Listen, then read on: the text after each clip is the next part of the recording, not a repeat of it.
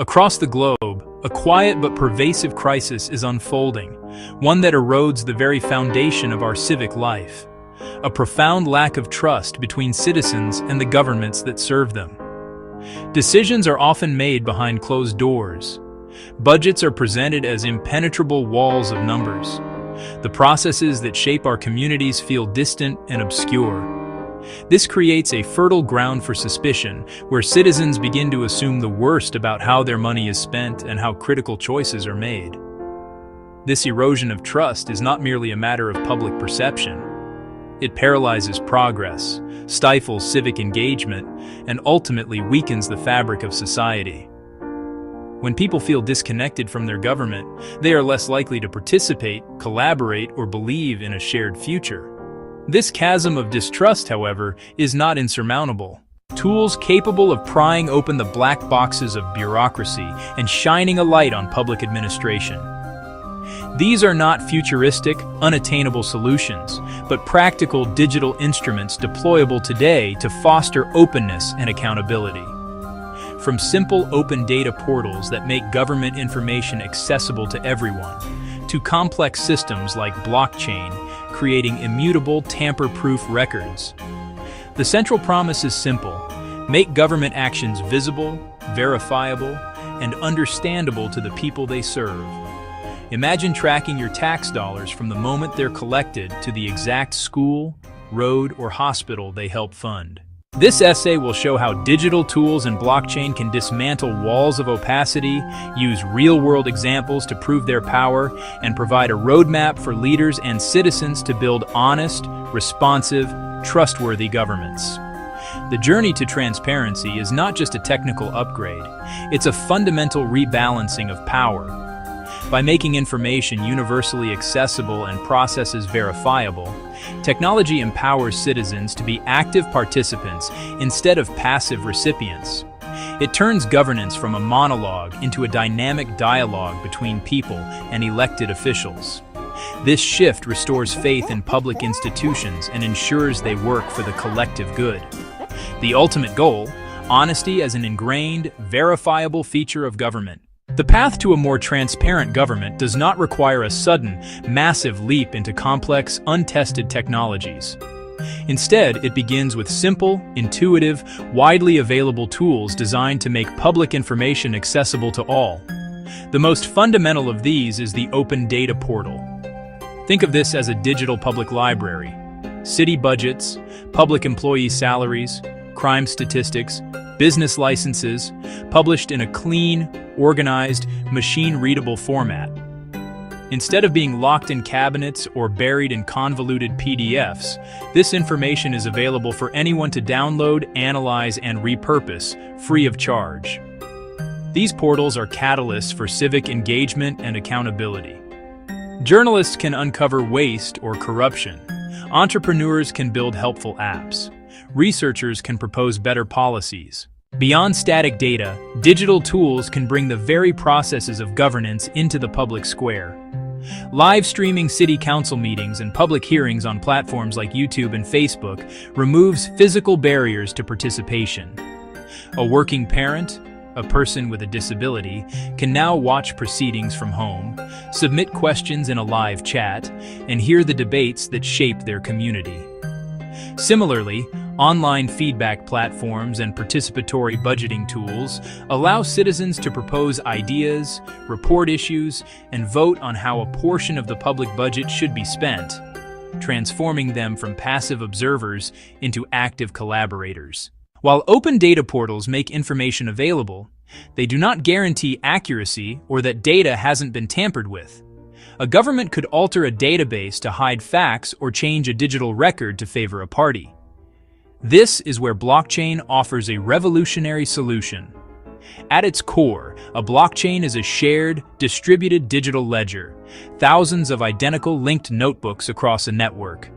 New entries are broadcast, verified by participants, then added as a block to the chain. Each block is cryptographically linked to the one before it, creating a chronological, unbreakable chain.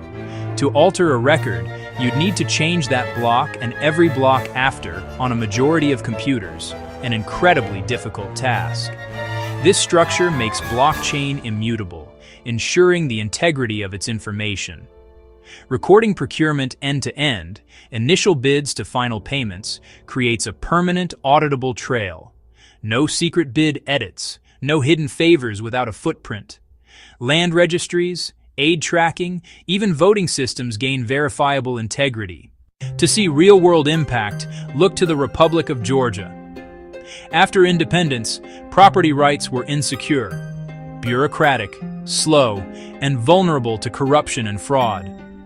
Citizens faced opaque processes, disputes, and low confidence, stifling investment and development.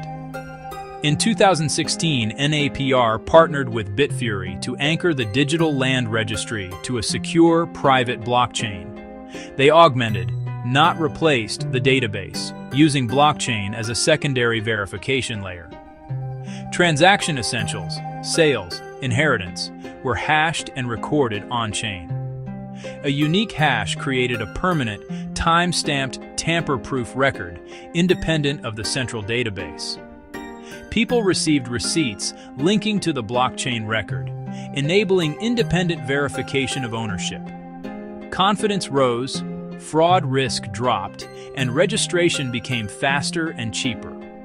Georgia shows that incremental integration can secure rights, reduce corruption, and stabilize the business environment, delivering a more honest government. While digital tools and blockchain offer immense potential, it would be naive to view them as a magic bullet. The digital divide, connectivity, skills, devices, can exclude the most vulnerable. Moving services exclusively online without equity risks a new form of exclusion. Bureaucratic inertia and fear of scrutiny resist radical transparency. Some resist because openness disrupts entrenched interests. Building secure portals and robust blockchain apps requires investment, development, infrastructure, security, and ongoing maintenance and staffing. Smaller municipalities may lack budget and skilled teams, risking digital ghost towns. A polished portal can still be a veneer. Cherry-picked releases hide controversy. Bad blockchain design can legitimize bad data. Technology is a tool. Without honest intent, legal access frameworks, and a watchful civil society, advanced systems can serve control rather than empowerment. Address the digital divide. Invest in connectivity and create access points in libraries, community centers, and government offices. Commit to digital literacy so everyone can find, understand, and use public information. Start small, scale smart, pick visible, high-impact pilots like broken sidewalks where data is straightforward. Demonstrate success, prove value, and win over skeptics. Iterate based on real-world use before a wider rollout.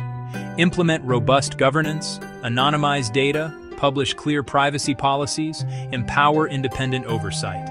Build privacy by design so verification doesn't expose personal details. Pair tech with strong FOI laws and a vibrant ecosystem. Journalists, academics, watchdogs, via grants and civic hackathons. Ensure data is used to scrutinize action and drive positive change. Transparency requires unwavering leadership. Leaders must champion a clear vision for an open, honest, collaborative government. Make public commitments and weave transparency into policies and communications. Fund portals, training, and pilot projects. Frame as investments in efficiency, development, and trust. Transparent procurement reduces fraud and boosts competition. Identify innovators, give them cover to experiment, celebrate wins, and formalize roles like an Office of Innovation or a Chief Data Officer. Be accountable, share successes and failures, use data to engage the public in fixing problems. Model a culture where data drives learning, not blame. Leaders must build the political and cultural infrastructure where transparency can flourish. Technology can open the doors of government, but citizens must walk through them. The promise of honesty is a two-way street requiring an engaged citizenry. Pay attention, visit the Open Data Portal, explore the interactive budget, tune into council live streams. Public attention signals that transparency is valued and actions are watched. Use feedback apps to report problems. Submit ideas and vote for neighborhood improvements. Be a watchdog.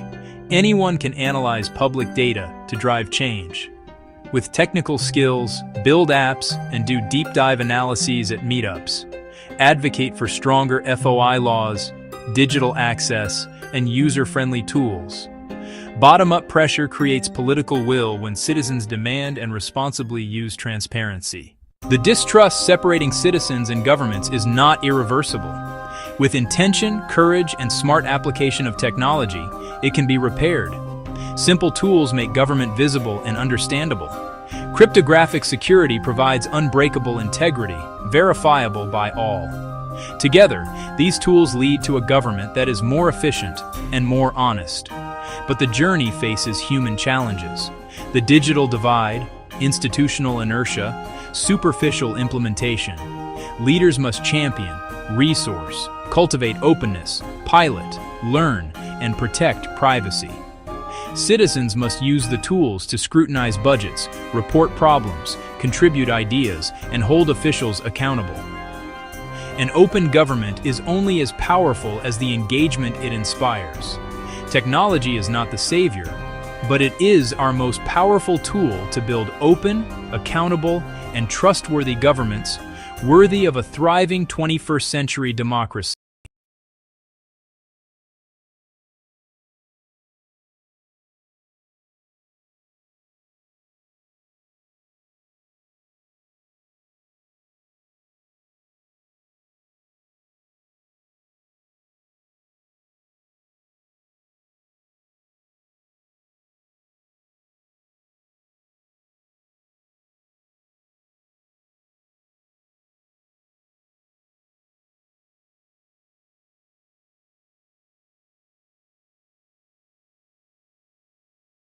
My world shattered that night.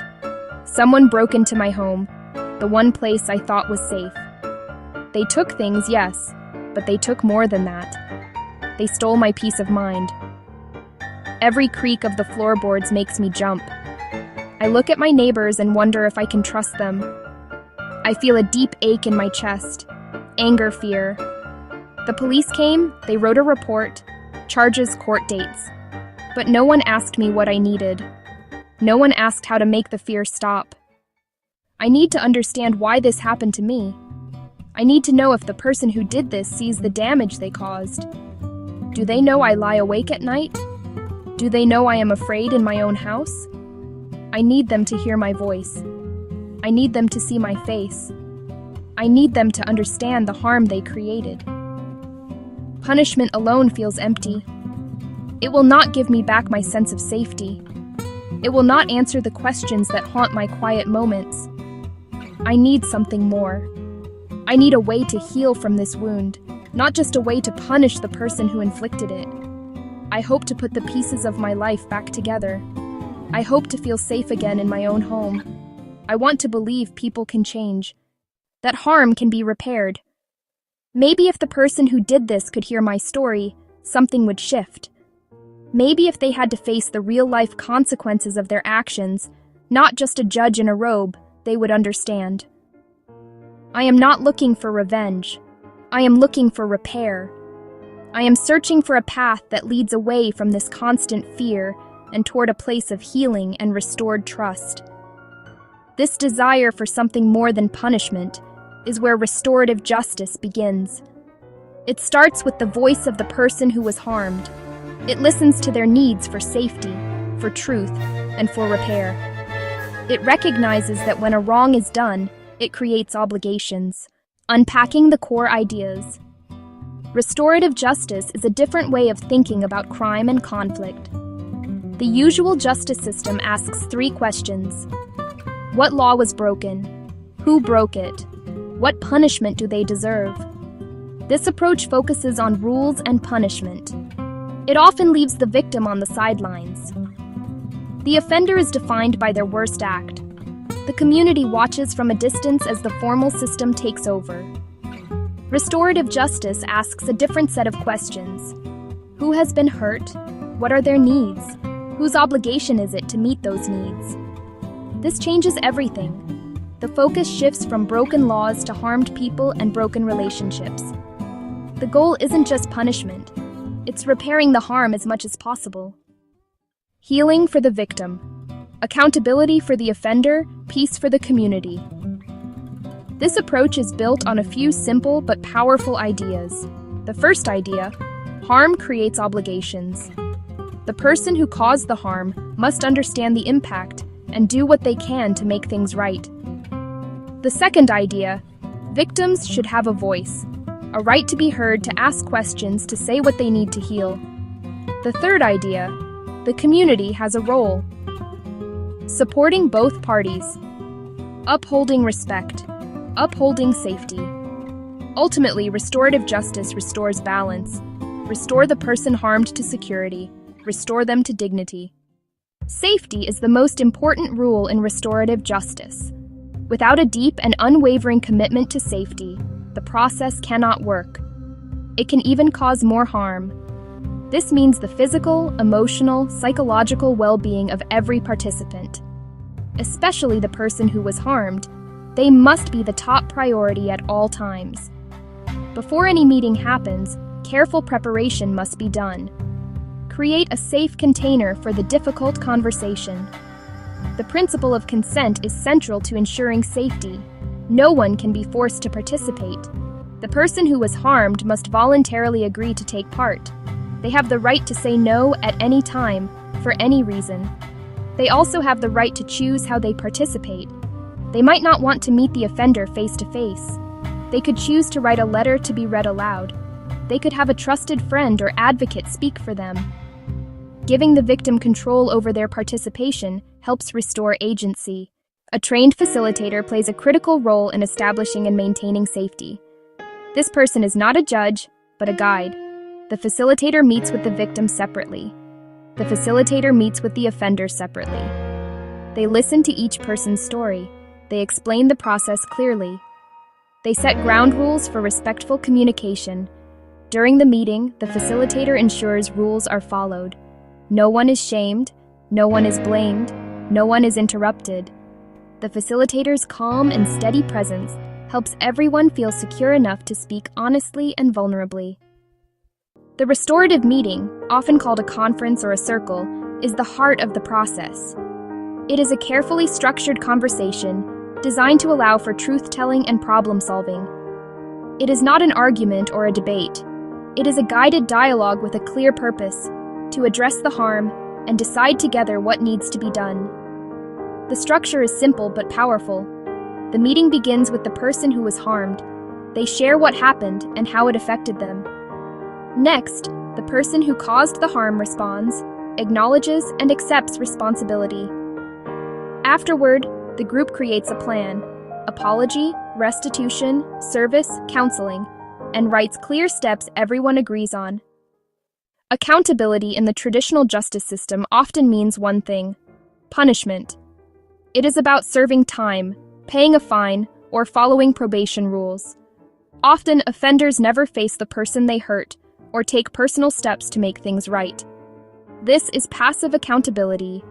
Restorative justice is active and relational. It asks three things: understand impact, take responsibility, take action to repair. This is more demanding than simply accepting a punishment. It requires courage, empathy, and effort, Making amends is the tangible part of this active accountability. If a teen vandalized a park bench, amends can go beyond paying for it. Working with the Parks Department for a month, writing a respectful apology, completing realistic tasks, related to the harm, respectful to the victim, and achievable for the offender. Active amends can restore self-worth and connection. Studies show restorative processes can lower reoffending by building real understanding of consequences. The power of restorative justice is best seen in small, real-life examples. Imagine a group of students who spray-painted graffiti on the wall of a local grocery store. The store owner was angry and felt disrespected. The police caught the students. Instead of juvenile court, they referred the case to a restorative circle. He shared how he built his business, and how the graffiti hurt him and scared customers. The students listened, saw him as a person, and one by one apologized. Together, they made a plan. They cleaned the wall and repainted. They worked inside to understand the business. The harm was repaired and a lesson learned. Consider another story, a stolen bicycle. A young woman's only transportation to work was taken. She was devastated. The thief, a teenager from the neighborhood, was caught. In the conference, she described the impact. She had to spend on bus fare and was late to work twice. She felt violated and insecure. He had never thought about these consequences. He stole to help with family bills, not an excuse, but context. He agreed to work part-time at a community center to earn money to pay her back. The director offered the job on the spot. She got her money back. The teen got a job and a mentor, and the community turned harm into an opportunity for growth and connection. Restorative justice is powerful, but it is not a magic solution for every situation. It requires willing participants. If the victim declines or the offender refuses responsibility, it cannot proceed. Severity matters. In cases like murder or severe sexual assault, RJ is complex, risky for re-traumatization, and must be led by highly skilled facilitators. Successful dialogues exist, but are rare. Many programs start with property crime and minor assaults to build trust. Implementing RJ needs training, education, funding, patience, long-term commitment. Access must be equitable, regardless of race, income, or background. The journey toward a more restorative world begins with small, intentional steps. It starts not in a courtroom, but in neighborhoods, schools, families. The first step is to start talking about these ideas. Ask leaders what they're doing to address conflict in ways that repair harm. Build skills, listen better, ask open questions, learn facilitation. Start small, focus on a clear need, train committed community members. Partner with courts and police while maintaining community ownership. Grow steadily, be transparent, and keep equity.